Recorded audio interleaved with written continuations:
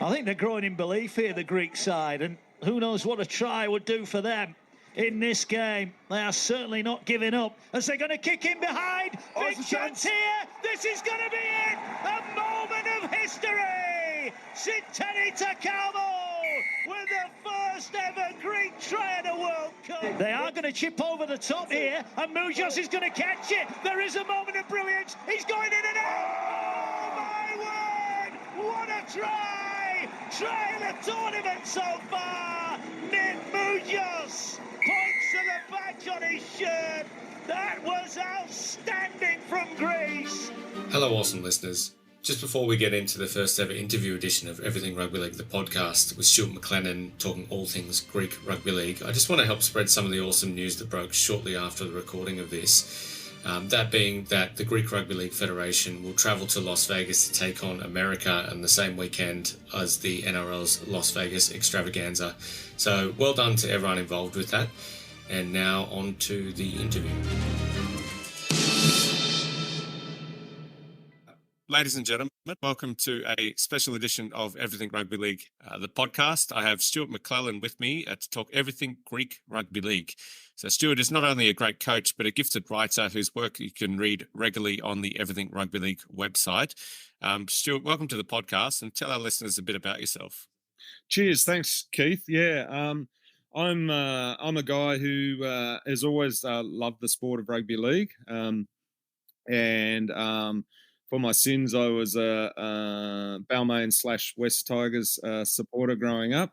I was fortunate to be able to do a lot of things around the game, as in coach, write for a number of organisations, but also when we're talking about Greek Rugby League, I had the opportunity with my wife, who works for Department of Foreign Affairs and Trade.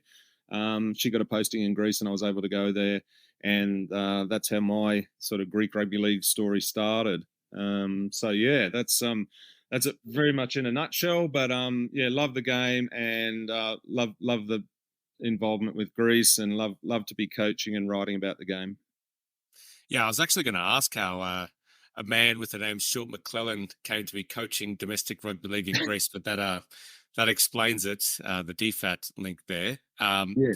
But broadly speaking, post Rugby League World Cup 20, I guess we call it 2021, really. Not many people knew that rugby league was played in Greece. I remember the Mediterranean Cup. We had sort of a diaspora of league players here in Australia representing Greece, but as for actual domestic competitions, when did all this start? Can you give us a bit of a brief history about rugby league on the islands or on the mainland? Yeah. So first, as you'd probably be aware, Greek Rugby League started in Australia with a couple of Greek Australians who started things here. There was, as you mentioned, there was a Mediterranean Cup. There was also a match against New Caledonia, which I think was the first international that they played, and that goes back to 2003. Those Greek Australians made a number of trips to Greece to get things going there, because as far as Greek Rugby League goes, our number one aim is to develop the game in Greece. The development of the game in Australia, as in Greek Australians, is a secondary consideration to that. So in 2006, I think it was, they went over, actually played an international, got some domestic guys who had been playing rugby union to play a match against Serbia. So that's where sort of the first game of rugby league was played in Greece. There's been other things where a British touring side came and played in Rhodes, etc., etc. 2012, domestic competition started in Greece. Very, very small, and that sort of has progressed now to where there is 9 men's teams and 4 women's teams playing domestically. It's a sustainable competition that just gets bigger and stronger every year, to be honest. Where are these teams located? Are they all in Athens, or do they have to? Is it what are they called, a hydrofoil or something? What do they call their big giant boats over there that take them between the islands? The big ferries, yeah, yeah. Um, most of the teams are based in Athens, to be honest. But there is a team in Rhodes, and Rhodes has been probably the most successful team since the competition started. They only just got beaten in the championship this last season by the RS Eagles, so they were champions all the way up until that. Um, so yeah, there's Rhodes. In the women's competition, there's a team from Zante or Zakynthos, who's just came in last season. There has been a team at Patras as well, which is in the mainland, a couple of hours away from Athens. They're not currently playing, but yeah, most of the teams are around Athens. It makes it a lot easier logistically for the competition to have those teams there. But teams do go over and play at Rhodes and Zakynthos, etc. What's because that sounds like an impressive geographic reach when you include roads in there, which isn't Mm. very close compared No. to sort of, I guess I live here in Sydney, and, I live on the North Shore, and, it's fine to drive from Hornsby to Gordon, etc., and play games of rugby league. But, going to Rhodes is a whole, that'll take up your weekend kind of thing. Do players self-fund, or is there a central fund that helps contribute towards it? What's the funding like for rugby league in Greece? The funding's let's say almost non-existent. There is since rugby league, the Rugby League Federation was recognised in 2022. There is a small amount of funding comes from the Greek government now, which is very welcome. There's very minor sponsorships, but you're talking about very small amounts, from local cafes and things like that. But generally, yeah, it is self-funded. The guys sort of have to raise the money. When they go to Rhodes, for instance, they make a weekend of it. To be honest, go there. It's a lovely island. Play a game, but also enjoy the delights of the island as well. Yeah, that sounds really good. I remember I've personally been following the niche area that is international rugby league, but at a domestic level as well for Mm. about 20 odd years now. And one of the concerns that I always have is, when there's a acute lack of funding, you have the risk of teams aging out, if that makes sense. It happened with the New York Knights, whereas it's sort of basically a group of friends that were really passionate about rugby league, and they got into their 30s, and there was just no juniors to sort of replenish them and keep that club going. Same thing has happened in Japan over the years as well. Are there any sort of strategies to try and entice younger players to take up the game, which would largely be unknown to almost everyone in Greece? Yeah. Yeah, Look, any strategies around that? look, there is at the moment. There's not. I wouldn't say there's formal strategies. I mean, I think if the funding was available, they'd love to have the formal strategies where they can get out to schools, show them the games, do all that sort of thing. There's a number of sort of informal things that go on with the clubs. That they'll recently they've sort of had little youth days, camps, and things like that to show people the game. But it's tough without funding. I mean, really, what you need is permanent development officers if you're really going to do it properly. And one of the challenges for Greece is Greece doesn't have full membership with the IRL, and one of the main criteria for that is to have youth competition, and that's where Greece is working hard to try and do that so they can become full members, and that also gives you the right to nowadays qualify for the World Cup as well. Yeah, that is actually the perfect segue to my next question, which is that, and fans only seem to have realised this in the past couple of weeks after the 2026 Rugby League World Cup was announced to be held in Australia and Papua New Guinea and only include 10 teams. But in reality, people like yourself, and even I've known about it, and certainly you have, given your standing in the rugby league journalism world, there's only 10 teams in this World Cup. So it's been reduced from 16 that the French Rugby League World Cup was aiming to have. Mm. And in addition to that, only fully qualified members of the International Rugby League are able to actually participate in the qualification process. So I guess there's two sides, pros and cons to everything in life. With this specific subject, I guess the pro would be that it's almost exponentially more likely to make a profit because the overheads are almost halved, and that profit can go into funding rugby league in countries like Greece and Serbia, Norway, etc. But in saying that, it makes it harder to market the game at a domestic level because there's less of that carrot at the end of the journey for players to pick rugby league over rugby union. As a person involved in a developing rugby league country, where do you stand in terms of the reduction of the World Cup to 10 teams? Yeah, look, it's a very interesting one, and for me, it's not black and white, as you explained.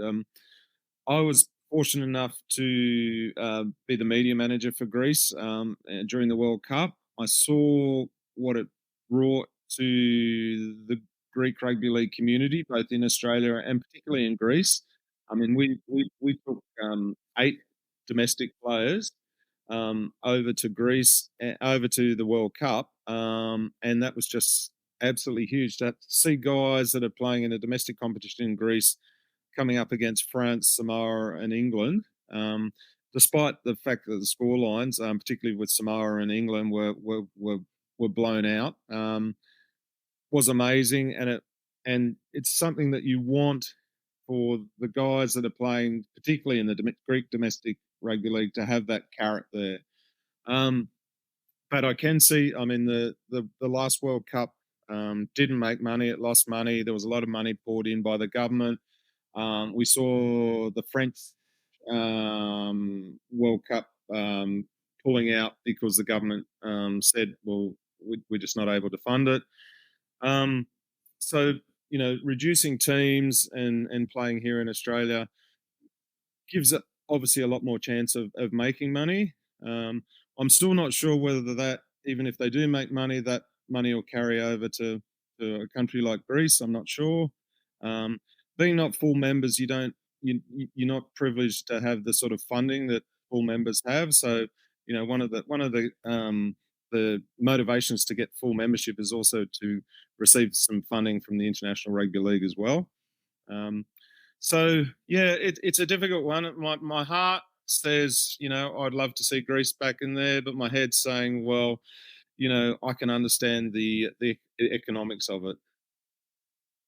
Yeah, and with the limited amount of support that a non-full member gets from the IRL, I guess you'd be a lot closer to the Rugby League European Federation. People like Danny Kazandijan, even back in the day, Kevin Rudd. When can you take us through the story of the of what happened when the Hellenic Rugby League Federation was formed, or I probably got the acronym wrong there, and then they were banned by the RLEF for indiscretions that go against the spirit of the game, and obviously this is a pretty tumultuous and scandalous part of rugby league history in Greece. But for the average layman out there, they won't know anything about this. Are you able to take us through it, basically like we're dummies? Yeah, so basically, Greek Rugby League, or the Hellenic Rugby League Federation, whatever you wanted to call it at the time, was going along quite well. There was a domestic competition, looking at international games, etc. As you said, that it sat under the European Rugby League Federation. There was some indiscretions at the time, administration wise. The European Rugby League decided at that time, which was around 2015, to suspend European Greek Rugby League and investigate. At the same time, there was a number of clubs that weren't really happy with the regime that was there, and the particular president. There was a few sort of issues there between the clubs, etc., etc. So they decided that they were going to form a separate league anyway, and approached the European Rugby League. European Rugby League decided that they would support them because they saw it as a different organisation without the same problems. And what happens is the person that was running the original league then obviously wasn't very happy with that. So at one stage there was actually two separate competitions going on in Greece. The original competition, or the original administrator of that competition, had some very influential friends in government at the time, with the Syriza government, which was in power at the time, and also had a position within that government. So he was able to have a lot of influence over who played and who played where and all that sort of thing. It's just the way that the system works in Greece. So it made it very difficult for the new competition to play games, to train. There was a lot of venues that, for whatever reason, didn't allow that competition to run there. So it was just very difficult, and you'd have situations where somehow the police were called to games. To be honest, the police were quite confused, I think, is why they were there anyway. They were told I can imagine. as I said, this is the way things work there. And so, games were called off or had to be moved, or there's some stories about games being played after midnight, etc., just to get them done. So it was very much an underground rugby league competition for quite a few years. I mean, literally from 2015 up until 2022, with the new government and the federation being recognised, there was all those sort of problems there. It's compounded in Greece by the fact that there's not many venues to play. In somewhere like Athens, there's not enough venues. Soccer, football is the dominant code. They obviously get preference. So it's very difficult anyway. There's now a rugby or rugby league ground out on the outskirts of Athens that gets used quite a bit, which has made things easier. But often they're playing or training on synthetic soccer fields anyway. So yeah, so things are a lot easier now, and nowadays they can obviously advertise games. They don't have to do things in secret. And it wasn't just the domestic games; they were playing World Cup qualifier games in secret as well. So it's very difficult. Wow. Is that how, and I could be wrong here, is that how rugby league somehow came to be under the sporting banner of a pentathlon? Yeah, so that previous administrator was involved, with government, and so yeah, modern pentathlon got linked with rugby league as well. So it was a very strange situation, and Very strange. yeah, very very strange, and one that you wouldn't believe a lot of things that were going on unless you were there, to be honest.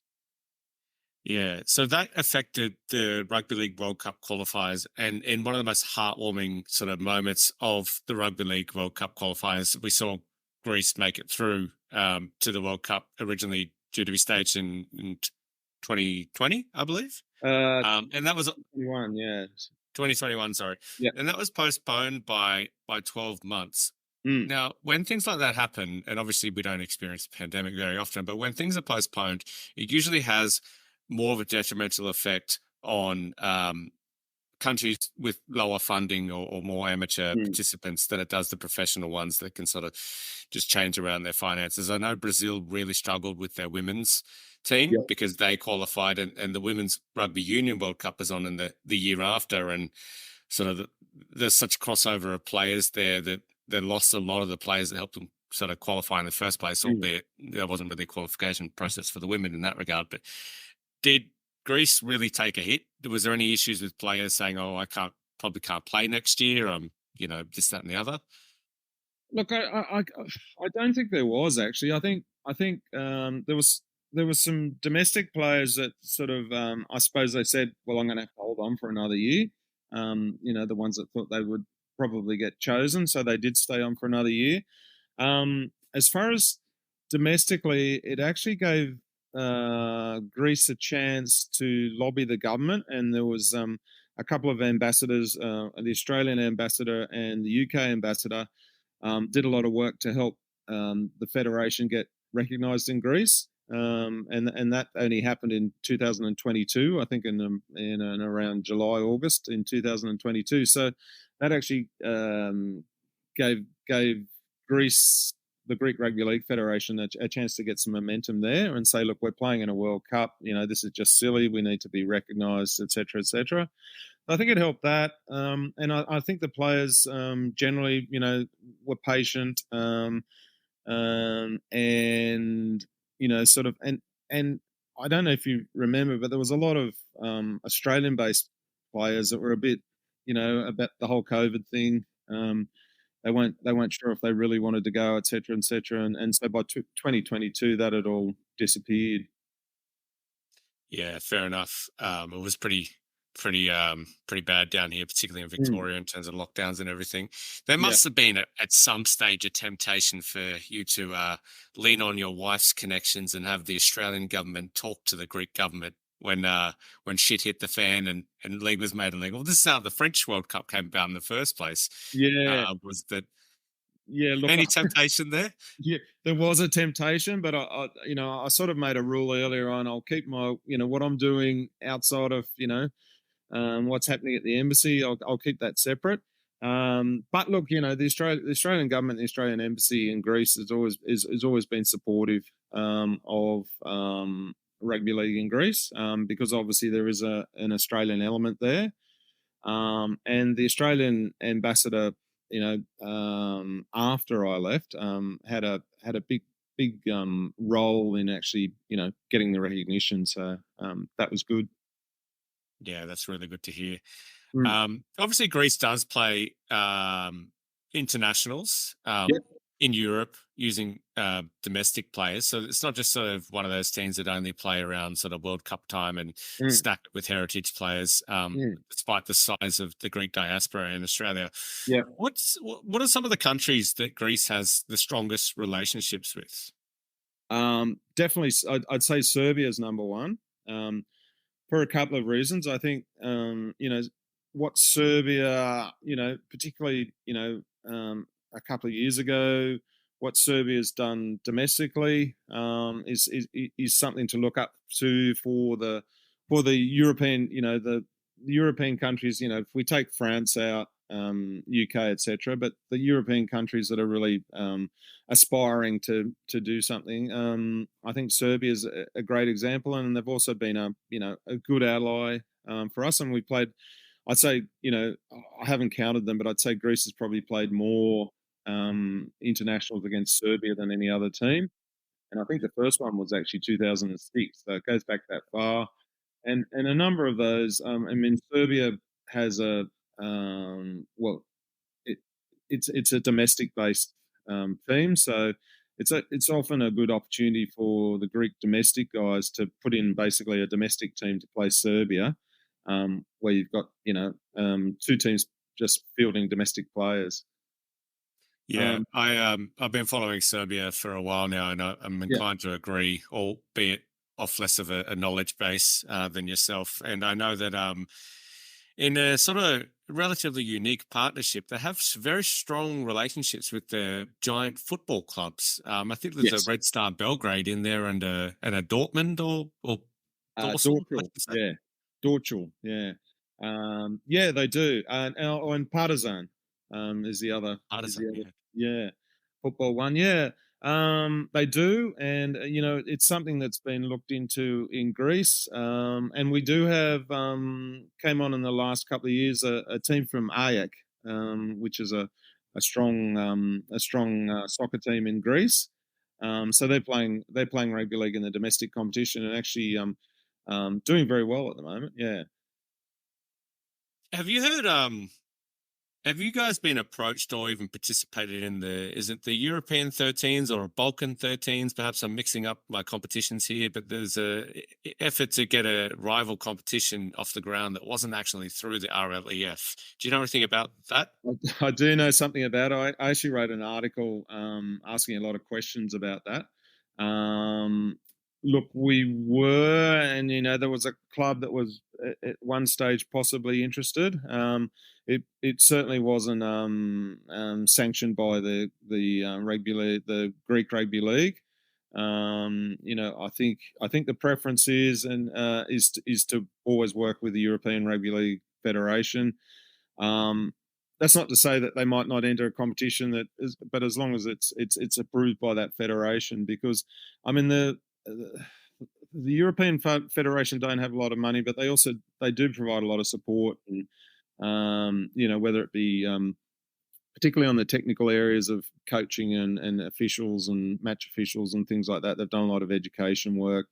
And it just supported. And they supported, obviously supported Greek rugby league through those dark times as well. So there's an element of loyalty and also, around the rugby league world, there's a lot of people that think there's money to be made in international rugby league. I would say there's never not going to be, and I can't see a future where there is. So if people are looking to make a quick buck, well, it's probably the wrong industry, to be honest. Yeah, I'm inclined to agree, which is actually a really good segue. And I guess you could sort of class this as somewhat of a pragmatism versus ideological question here, but I used to believe very vehemently that the IRL is the top dog of rugby league around the globe, and that all NRL players should be made available if chosen for their respective teams, even heritage-based, this, that, and the other. I've actually come round as I got older to a more pragmatic point of view, and I'm probably now veering towards the boat of the NRL probably has to take over funding international rugby league for the majority of it, which is something that I never thought I would say. But who do you think can this, that, and the other fund international rugby league moving forward? Yeah, look, it's an interesting one, isn't it? Because as I said, there's no money there. Whether it's IRL, ERL, or most of the countries, if you take out it, Australia, New Zealand, and England, and even some of those are are struggling at times. So, and the NRL is doing some really good work in the Pacific. We've got the Pacific Championships from last year, and they're coming up again, and they're funding that. And I'd hate to see it being totally run by the NRL, because then you might get some self-interest there. And I also I want to see those players as much as possible being available. But look, it's hard to see anyone else being able to fund it. As much as I like the idea of the International Rugby League, unless you can find a major benefactor, I'm not sure how else it's going to work, to be honest. Yeah, sadly, I'm in the same boat. I've been led by the ideology of IRL running the rugby league for decades now that I've been following it, and if it hasn't happened by now in this modern world, a globalized world at that, then sadly, I just can't see the IRL ever generating the money to be able to fund the game in places that we want to see it played. So I think the NRL probably is the NRL definitively is the only rugby league body in the world that makes a substantial amount of money and could afford to fund the lion's share of the game global development. Getting a bit sidetracked here, but it's a luxury for me to have you on the podcast. Should the NRL buy the Super League? That's another interesting one, because on the one hand, I'd hate to see that rugby league around the world is just controlled by one entity and one organisation that might have self-interest. But again, like the Super League is struggling. Rugby league in the UK and France is is struggling. I mean, the head's above water, but how far above water, I'm not sure. Look, if the NRL could invest in somehow in Super League, but also still leave some management rights to that particular country, I think it could work. If it's just another outlet for the NRL, I'm not sure. As much as I love the NRL, fantastic competition in Australia, should we be transplanting that everywhere else? I'm not sure. Yeah, I guess, from a domestic point of view, we need to be exploiting, for lack of a better word there, what we have that the AFL doesn't. The battle is so fierce, both at junior and senior level, between the NRL and the AFL in Australia. And Yes. and the one thing, or one of the main things that the NRL can offer that AFL can't, is that it is genuinely played outside of Australia. In fact, if once Papua New Guinea come in, I think that's 5 countries around the world with a professional full-time rugby league club. So this whole club versus international team that's going to sort of butt heads eventually. But interesting comments there, that's for sure. I guess I'll bring us back to rugby league in Greece. So as someone involved in coaching, feet on the ground coaching, Yep. what are some of the issues that you faced coaching in Greece that you wouldn't have faced, say, in Australia, outside of the obvious one of a language barrier? Yep. So language barrier. Most of the time, as I said, you're training on either synthetic fields or they're grass fields that are not. I think most people in Australia would say, "Well, I'm not running on that on that sort of field because it's full of potholes and etc. etc." Generally, you don't have posts, etc. like that. It's got better since the World Cup because we got a lot of supplies from there. But in the past, even just having tackle pads and things like that, number of balls and stuff was an issue. But that has got better since the World Cup, and there was a number of donations, which was nice to Greece because of the profile we got through the World Cup. The other thing is that most of the players in Greece don't come to the game till they're in their 20s, and they don't grow up. Whereas in Australia, you'll grow up probably playing touch football or OzTag and things like that. They don't have any of that growing up, and a lot of them, perhaps not even played team sports. They might be people that have come from martial arts and things like that. So really, you're starting from scratch from someone, say, that might be 25. You're starting from scratch to teach them just the basic fundamentals. So you've got to go back to how you would teach perhaps a 7-year-old under sevens in Australia to get that. But you're also you're dealing with adults. So that's some of the challenges. I'll tell you, a challenge for me is Greek, especially Athens, is a very much a night city.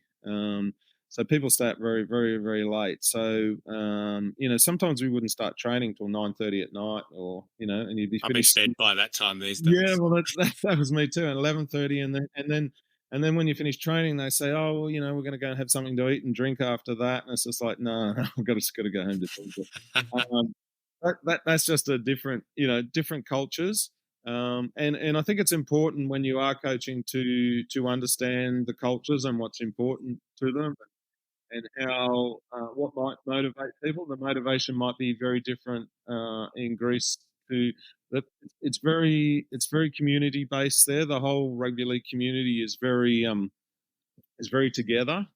So there's not the same rivalry between clubs that you probably see. Certainly, when I was coaching there, you might see in Australia, and sometimes as a coach, you sort of got to get them up and a little bit sort of aggressive about the game, etc. Which you might not have to do here in Australia because people just going to naturally hate the opposition. So. Yeah, I remember hearing Mark Addison, I think his name was, say that it was a real struggle getting players to pass left to right via a spiral pass. Did you Mhm. encounter that same Yeah. small issue? Yeah, look, those sort of issues, just the general, passing, catching, tackling, yeah. So one of the challenges is that when I was, particularly the Greek guys, when I was coaching the Greek guys, is they like to run into each other and run over each other. So it's teaching them to run into space rather than at people. So that was an interesting one. That dealt with, and I think that goes back to what I was saying about not playing touch football or Oztag or anything like that growing up. Not throwing a ball around in the schoolyard, I suppose. Yeah, fair enough. What is the relationship between sort of Australian Greek rugby league and the mainland Greek rugby league? Look, it's pretty good actually. It's actually very good. I mean, there's the occasional debate or I wouldn't say tensions. Just people get on well. But look, there's obviously different needs and different goals between the two. But yeah, look, that some countries I notice keep it very separate. Greece is very much together, and when we do play internationals, even if it's not being played in Greece, what they like to do is get the Australian Greeks guys over to spend some time in Athens. Get for some of the guys, for some of the Greek Australians, it could be the first time they've actually been to Greece, and so it's immersing themselves in the culture, getting to know the domestic guys, and all that sort of stuff. So I think that sort of stuff. Steve Georgalis, the coach, is very big on that sort of stuff. The men's coach. I think that's what helps. Them meld together, I suppose. Can you talk a little bit about Magpies great Steve Georgalis and what role he's played over the years and Yeah. currently? So Steve was very much there from the start as in the coaching sense. Um, he was asked by Terry Liberopoulos, who is the manager of Greek Rugby League and was there right from the start. He was asked to come and coach. He takes it as very very seriously. He's a passionate Greek Australian. He's also very passionate about developing the game in Greece. So he's been there right from the start. Initially probably more just coaching, but now he certainly gets involved with more some administration roles as well. So yeah, he loves it, and at the moment he's coaching the Parramatta NRLW team and doing good things there. And personally, being at the World Cup and being able to observe and watch his coaching techniques has been very useful for me as well. Yeah, nice one. That's actually another perfect segue since we're talking NRLW. What's the state of women's rugby league like in Greece? Yeah, so I was actually and proudly involved in sort of getting that together when I was first over in Greece. Before I went to Greece, I was involved in the Australian Institute of Sport. We'd at that time were very much into you know pushing and promoting women's sport and trying to push it onto an equal standing. So when I was over in Greece and I started coaching the RS Eagles men's team, I sort of said to the president George Stylianos, why don't we have women's rugby league? It's really starting to take off in Australia. Why don't we do it here? So we sort of started with sort of wives and girlfriends and friends of the male players. They started to come. They'd obviously never seen the game or played the game. Some of them, I don't think had even played sport before. But they came and started to really enjoy it. And in 2019, we took a team to Turkey, like a 26-hour bus ride to Turkey with a women's team Wow. and played the first international, which I was coaching, lucky enough to coach the team. And so, yeah, from there, it just sort of, grew. I mean, everything in Greece doesn't, it's not an overnight thing. It takes some time, and that's deliberate. George, the president there, is very much about sustainable development. So now they've got 4 teams. They're, 3 in Athens and 1 on the island of Zakynthos. We've played a number of international games. At the moment, they're involved in World Cup qualifiers. So they lost to France but beat Serbia. So now they're playing off against Ireland in October. And if they win that, then they go into a World Series type competition with a number of teams. Very tough way to qualify, but it's still possible. So yeah, it's and I was lucky enough to coach them up until last year, when I decided that the coaching staff needed to be in Greece rather than Australia, or Seoul, as I was for a while. But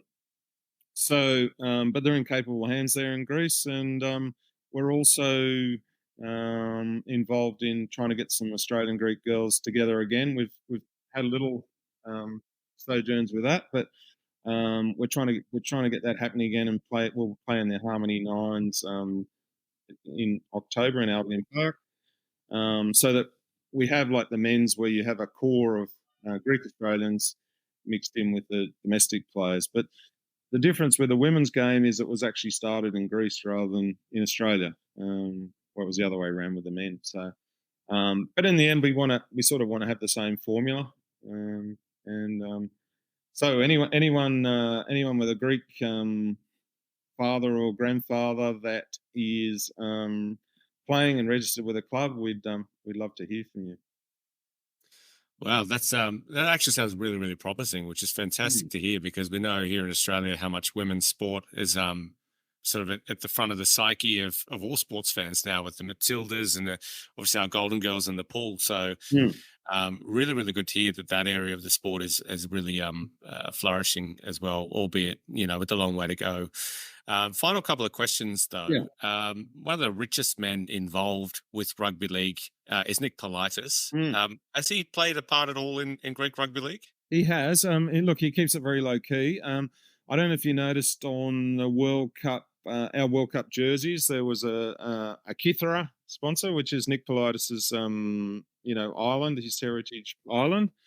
So yeah, he gave us a nice bit of funding to go to the World Cup, and he's also helped in other ways as well. So yeah, no, he's been a great support for us.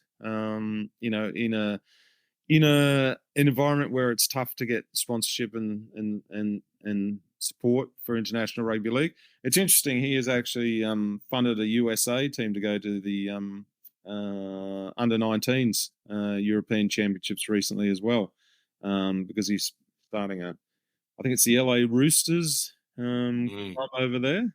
So that's sort of all part of that. But yeah, no, he's been very good for the Greek rugby league, and yeah, we're very thankful. Yeah, good to hear, and hopefully it continues. Yes. Final question: what does the future look like for rugby league in Greece?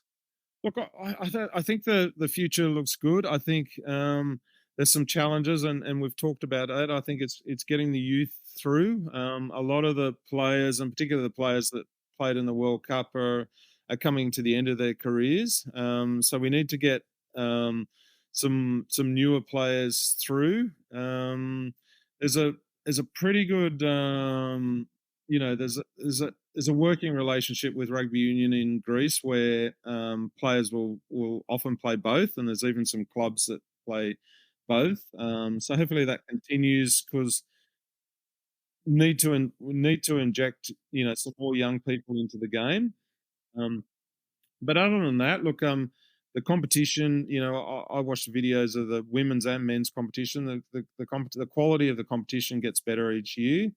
As I said, there's 9 men's and 4 women's teams, which is not bad for a domestic competition. And look, I feel that it will grow. I would like to see, if we're not playing a World Cup, I would like to see, the opportunity to play for Greece to play in other whether it be European championships or other competitions where domestic players can aspire to play at a higher level. I think is going to help things as well, because that's where they've got that's where the difference in the rugby union's still not, I believe, involved with European rugby, so they don't play any international games at all. So that's one thing that the rugby league can say. Well, you can play for your country. We know how proud Greek people are. My wife is half Greek, although her father was actually born in Alexandria, which is in Egypt, where there was a large Greek population until NASA kicked out all the foreigners in the late 50s. But I can tell you one of the first 10 sentences meeting a Greek, regardless of how far back you have to go, is the fact that they're Greek. So that's what we love about them. Definitely, yeah. I'm just happy to be an honorary Greek, as I've been called a few times, which is a nice feeling. Yeah. Anything to add before we wrap things up? Look, no, I think Greece is a very good example of a domestic competition that's sustainable. I will say, for anyone thinking of doing this or any other countries, it's very, very hard work, and you have to be patient. And if you're in it for the money or the glory, it's not going to work. It's just a very long process. But if you love the sport, the joy of seeing Greek people both playing, following, and cheering on rugby league is just amazing.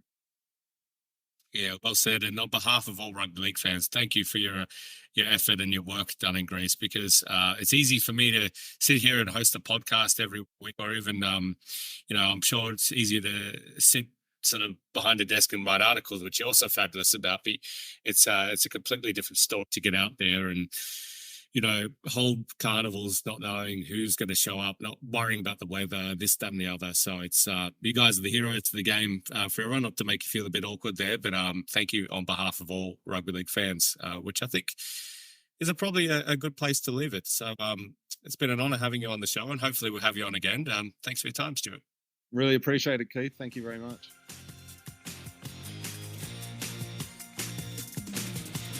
Thanks for listening to Everything Rugby League. If you like this episode, give the show a follow and leave a review. For more news and insights, follow us on Facebook or head to everythingrugbyleague.com.